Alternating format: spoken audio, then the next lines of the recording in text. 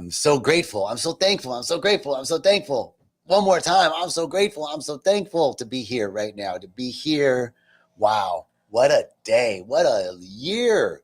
We're almost at the end of the year. Can you believe it? Whew. So much going on. So much to be grateful for. So much. So this walk out an end of the year process that I want to share with you. Hey, everybody. Thanks for coming in. I want to share with you this end of the year process. I've been doing it for years, and I want to give you an overview of that and kind of how to look back at the year. Before I do that, I want to talk about Rythmia, this amazing place, the privilege of, I don't even want to call it working at, of serving at. Like, I get to serve here. And almost like 7.5 years. It's kind of crazy that I've been here and seen so much transformation, so much earnest, genuine, authentic, leaving what no longer serves them behind, seeing some pattern that they've been, like, we all know the patterns that we're running. We all know the shit that, is causing us discomfort or to be out of sync, out of flow with the rhythm of life. What we don't know typically is the corresponding experience that caused that coping mechanism. And what Rythmia's program does is helps us to see underlying impressions, conditioning that we've received and accepted in our lives that are actually truncating or limiting our potential or possibility to express fully our gifts and talents, to be our most authentic self, and to live the life that we love. The life that we know we deserve. That's what Rythmia is about. I see someone wrote a hi JJ over there, and I can't read it from there. Oh, you're coming back for your third time in January. Yay, I'll be there. Woohoo. So if you're interested, if there's something that calls to you and anything that I said, check Rythmia out, rythmia.com, Rythmia Life Advancement Center. Just check it out. And I hope to see you here. It's transformational. Okay, end of the year process. Here's what I want to talk to you about for the end of the year. Like, why reflect at the end of the year? Well, it's kind of a good thing to do. It's sort of a natural pause, right? Like, we're coming up in a few days to the solstice, and the solstice is the shortest day, longest night of the year. And the next day, the days start getting longer and the nights start getting shorter. The very next day, it's like this moment, and then starts to change. So it's this pivotal time. You could imagine in ancient times watching the rhythms of the sun and the actually impacted our daily lives, like our planting cycles and agriculture and all of this stuff, herd migrations, etc. When we were so connected as people to the rhythms of life that there might have been some fear. Imagine thousands and thousands of years ago, thousands and thousands and thousands and thousands of years ago, millennia ago, there might have been some fear that the sun wasn't going to come back. It's getting more and more dark, more and more dark, more and more dark. I don't know. It just keeps getting darker. What's going to happen? Is it eventually going to be no light and all dark? Because it looks like that's where it's going. And then, oh my God, let's celebrate. It's starting to get brighter again. Oh, we made it through. Yay. You could imagine. I don't know. It's kind of what I'm thinking about. Can you imagine the celebration that the sun's coming back? It almost looked like it was going to die. We thought the sun was going to die. And now it's coming back to life. We gave it some CPR, mouth to mouth, and it came back to life. So it's this natural pause. It's a natural time that we pause.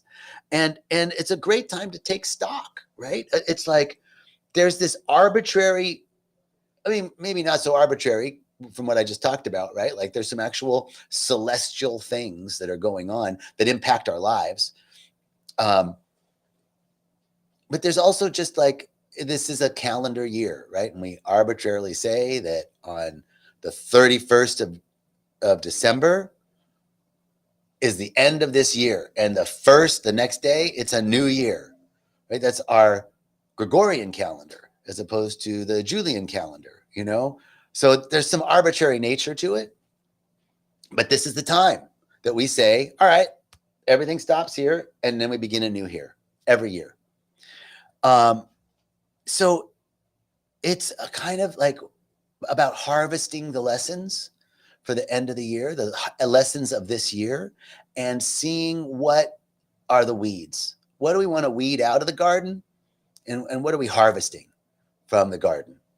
So as a spiritual practice, reflection honors more of those cycles of life that we were talking about earlier.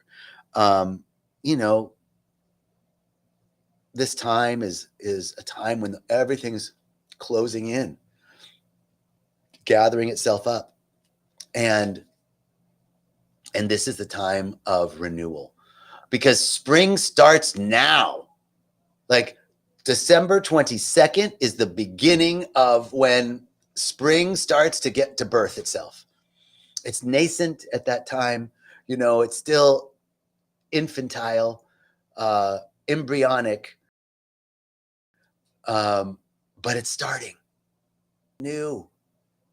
So I could just wax on about that for a long time. But reviewing the year, you know, reviewing and getting ready for this new birth, it's really a great time of year to do that. I want to encourage you to do that. And one of the things I've been doing every year, and I have this wonderful group called the Spiritual Recalibration Circle, and we're doing that. They're doing this process this month in the circle to review the year. So I'm kind of sharing some inside info with you. We're reviewing the year. And I love mind mapping. If you're not familiar with mind mapping, it's a really cool process of being able to get thoughts down in a quick manner in a non-linear fashion. So it helps me a lot with creating projects, creating, writing, because I can get my thoughts down instead of like major point, sub point, you know, etc. So mind map the year month by month. Just write down a few key things from each month that you noticed, right? Things that happened, just kind of a what happened this year. Big events. I did this. I stopped doing that. I began doing this. I started this job. I sold the house. I, you know, started this project. So-and-so was born. Whatever the big moments are, just each month go through. And then look at the year, right? Review the year. What went well this year? What's popping, you know? Where do I feel most aligned in my life? Maybe look at the challenges of the year. What were the challenges that I had this year? Where was my growing edge? Where was I really being pushed to grow? Where did I push through? Where did I not? You know, what emotions surface around that? It's really good to review where you are emotionally, and how you navigated those emotions. So just kind of review the year. So I want to encourage you to take a moment and review your year. Some of the, just month by month, what happened. And then, you know, there's a huge role for gratitude in as a closing ceremony for the year, right? So we want to anchor into gratitude. It really, there's a healing power to gratitude. It changes our vibrational frequency. And when we step into gratitude for all the blessings and all the challenges of the year, because all the challenges, I love Reverend Michael says this, challenges are just, you know, blessings in work clothes. Like there's a little bit of work that needs to be done, but that challenge is a blessing for sure. So let's look at the challenges, the blessings. And gratitude helps us reframe those challenges as blessings and really amplifies the joy. And you can tell the difference when you're in gratitude, the whole body feels differently. Your cell on a cellular level, you feel different. So, take a moment with your loved ones this year over the holidays. Share 3 to 5 things that you're grateful for. 3 to 5 moments, 3 to 5 people, moments and or people that you're deeply grateful for. And see what the ripple effect is, right? On having gratitude. When you share your gratitude with somebody, see how it ripples out. Humans are notoriously, we mimic a lot. And there's studies that show that if people observe people being kind to other people, if I'm observing someone being kind, I'm like 10 or 15 times more likely. If I observe somebody being a huge amount, you're way, way, way more likely to be kind yourself. If you observe people being mean to each other, we're more likely as a species to be mean to other people. So sharing your gratitude with people really makes it. And then I'm so sorry, I have a little runny nose right now, so I gotta blow my nose.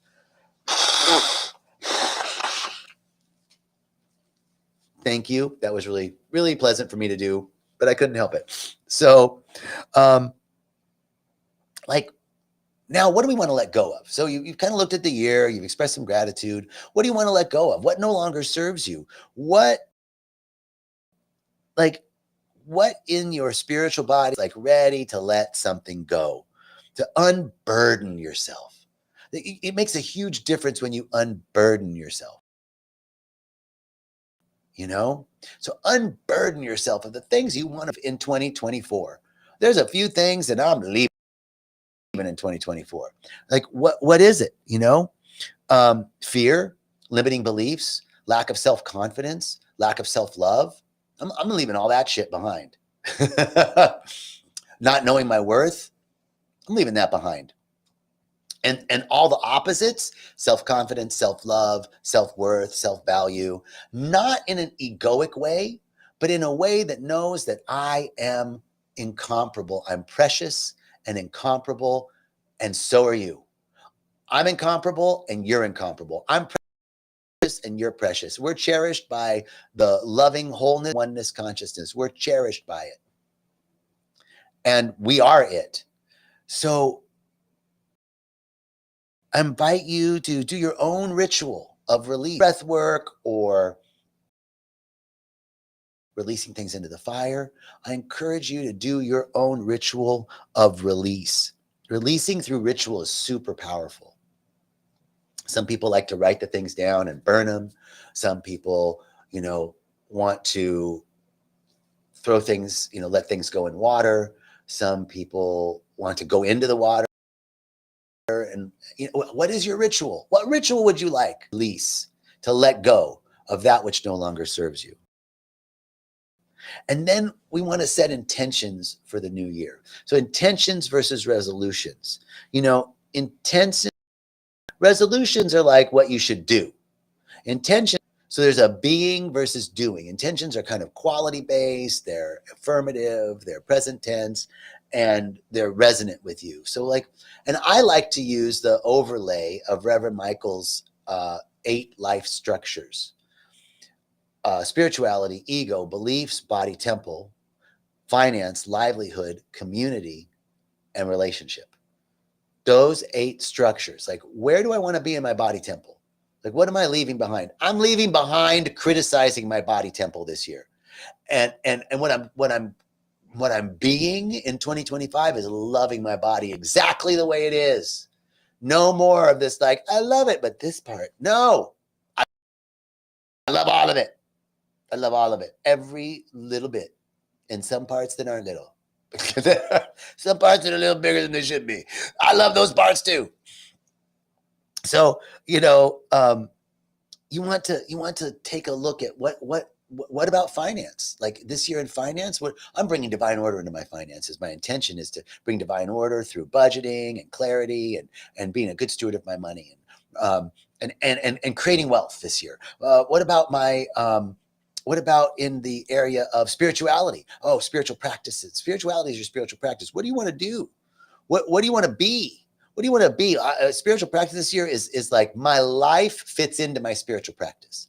This year, my life fits into my spiritual practice. My intention is that my life fits into my spiritual practice. The spiritual practice anchors me in everything that I do, and it's like breathing. It's so natural to me. Where do you want to be in those life structures? Write some intentions that are quality-based, affirmative, present tense, and resonant with you. And so, like, one of the activities you could do here is reflect on some core values. What experiences, feelings, states of consciousness, states of awareness do you want to experience in 2025? What do you want to experience? What would you love? Not what would you love to experience? There's a great book that we read in practitioner training at Agape. I believe it was practitioner training, called The Man Who Talked to Flowers. And it's about George Washington Carver, who was the Black biologist, doctor, PhD in biology from the 1920s, who invented peanut butter and sweet potato flour. And he was instrumental in, so it was like, received a PhD at a time when, really tough time for having dark pigmentation on your skin, really tough time in the United States. And he excelled, and he said the peanut revealed its secrets to him. And he said, if you love something, it will reveal itself to you. I love that statement. So what would you love to experience? Why don't we love joy this year? Why don't we I would love to experience joy. I would love to experience confidence. I would love to experience spaciousness in my schedule. I would love to experience clarity. What qualities would you love to experience this year? And what do you want to cultivate this year? So you can use affirmative prayer, intention setting, meditation as ways to anchor these new qualities that you want to cultivate. So as we close the year, it's a call to service, a call to act in gratitude as service. One of the greatest things that we can do, and I really need to take this on in a different way. Like, I'm of service in a lot of ways in my life. And there's more ways I can be of service. Like right now next door, so cool. A bunch of rythmia employees are making baskets for the local community. So Jerry and rythmia is supporting the local community by creating baskets of food to go to the homes in this area that are around rythmia. And we did rythmia did a gift giving to the school. And then one of our lead managers, Ariana, who's been here for years, every year she does a Proyecto Navidad, and we pick kids, right? We get a list. She gives everybody a spreadsheet. She Google Docs. We go in and they have a list of kids, names, ages, shoe size, clothing size, and what they want, And so I picked a couple kids this year and went shopping, I almost got accused of being a pedophile in the store. I was in the store and I'm looking at these toys and I'm like, these kids are 7 years old. What is a 7-year-old like? And this little kid who looked about 7 comes walking up and he's looking at the toys and I go, oh, hola, ¿cómo estás? ¿Cuántos años tiene? And he's like, Mama! He asked me how old I am. I was like, oh, no. I'm buying gifts for somebody 7. I thought maybe he was about that age. And the mother was like, he likes those things. I was like, okay.